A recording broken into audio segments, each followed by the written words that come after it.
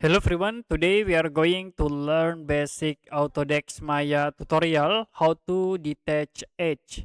So for example, I will insert the cube object and you can go to polycube 1 here and you can change for the subdivisions like into 5 for width, 5 for height and 5 for depth. Now you can go to the edge selection, right click and then you can choose the edge. So as example, I will select this edge.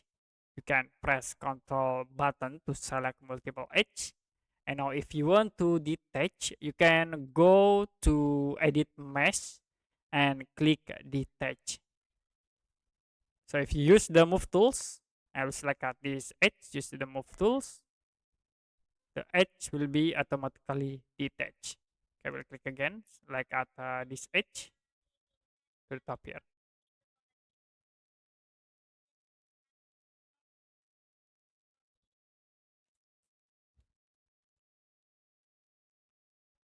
Okay, as another example, I will detach at this point.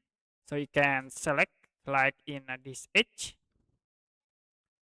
You can press shift button to select the multiple.